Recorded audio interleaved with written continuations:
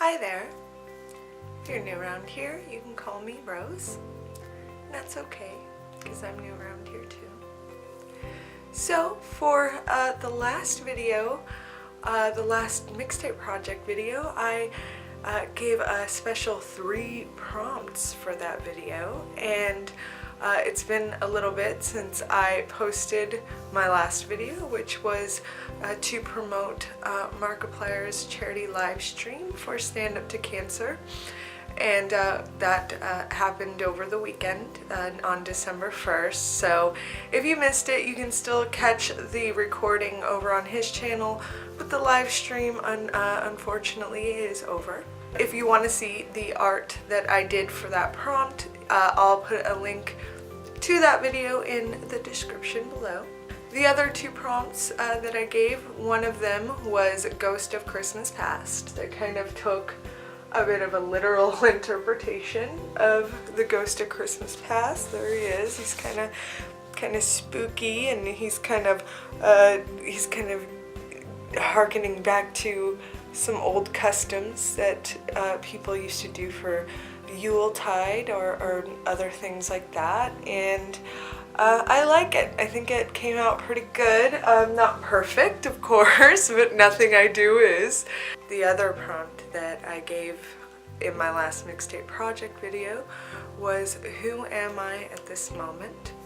And I have an idea for that one. I'm going to use my Mixtape Missives blog, which is the blog that I use for all the writing that I do on this channel now, and I'll link to that in the description as well. That's always going to be linked in the description. What I'm going to do for that one, who am I at this moment, is I'm going to take a few days and write just like a few stream of consciousness style blogs, and I'm just going to write, you know, without editing, without any, you know, super stress over punctuation or you know, perfectionism. I'm just going to sit down, kind of get in that headspace, and use the blog to write my thoughts, because I think that is probably one of the more authentic ways that I can capture what I'm feeling and what I'm thinking at this moment in my life. As a person with kind of, you know, basic run-of-the-mill depression and anxiety, and I guess a few disorders that are kind of, you know, branches of those types of things, OCD and PTSD and stuff like that. I think it's easy for us to feel like those things are huge character flaws, that it's a huge character flaw to be anxious, that it's a huge character flaw to be depressed sometimes, or to even go through a bout of depression that's particularly bad. These things are so misunderstood by people, and they may be even very misunderstood by the people in your own life, that it's hard to come back and educate people about what's really going on when they've already made up their mind about what it is that you're dealing with, and they've already made up their mind that this is obviously something you're doing on purpose, or something you're doing to inconvenience other people. One of my really good friends has that problem with her family. She, you know, tries her best, and she has a lot of anger, I think, probably toward her family because of those things, because she's constantly written off about her feelings and her anxieties, and she's always being told that she's making them up. I don't want to get too much into someone else's story because it's not my place, but I think it's a good example just because I am constantly having to reassure her that she is not wrong, and that she's not doing anything that's wrong, that she has a serious problem and she needs help, and it's unfortunate that she's not getting the help and support that she needs from her family. As a friend, I can only do so much. As a long distance friend, I can do even less. But I always want her to know that I'm there for her, and that I understand, because I go through the same things.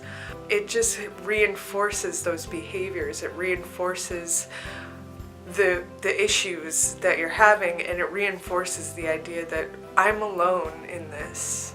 And you're not alone. There are a lot of people that understand what you're feeling and what you're going through. And even if they're strangers on the internet, they still have felt what you felt, and they've been where you have been. And they can commiserate with you, and they understand the importance of your story, because the more we talk about those things, the more we are able to properly educate people, and the less stigma surrounds the just run-of-the-mill depression and anxiety, and the more we talk about it, the less people have a chance to form stereotypes or to press that malleable idea that they have into one little corner and decide that that's all that it is and that's all that it can be. People still very much misunderstand even depression, even though it's something that a lot of people deal with at some point in their lives. I would say probably pretty much everybody goes through a bout of depression, because I think we've all been through circumstances that have gotten us very down. I do think almost everybody has been through some sort of circumstantial depression in their lives at some point, and they're proof that if with the right help, and if you just keep it pushing, you can overcome that. But sometimes it's not circumstantial. Sometimes you have no reason to be depressed, and that's when it's time to look into it with a professional and to see what can be done. Maybe you need somebody with that unbiased opinion, somebody with that unbiased take on your life to talk to you and to tell you that these things aren't abnormal. I think that's why therapy is helpful for a lot of people, because it's easier sometimes to talk to somebody who can be unbiased, who's not involved in your life, who doesn't love you and won't necessarily get overly emotional about whatever it is that you're dealing with. If you need that in your life, don't be ashamed to seek it out, especially if you have the means. A lot of us don't. I don't. But if you do, take advantage of it, because like I say, the more you are able to talk about your story, the more you're able to talk about your victories and your triumphs over depression and anxiety, which I think a lot of us kind of have them go hand in hand, the more you are able to educate, the less stigma surrounds it, and the more people have a wider scope and a wider idea of what depression and anxiety are, the less they can back you into a corner and say, well, you have no reason to feel like this. This time we're going back to 2 prompts, because as much fun as I had with the 3 prompts, it did give me a lot of work to do, although I kind of took it upon myself to do more work than I actually necessarily had to do for it. But the first one is to create an ornament. It does not have to be a Christmas tree ornament. It can just be any kind of ornament that you want to create. It can be an ornament for anything. Just think about your idea of what an ornament is, and think about how you can make one from scratch, or at least from, a few crafting tools. The other prompt that I want to give for this time is December Bloom. December Bloom. Just what does that speak to you? December Bloom. I think I might need a little mini segment in some of these videos for recommendations and stuff like that, but this is actually kind of inspired by the fact that I have been listening to another podcast lately. This podcast is called My Favorite Murder.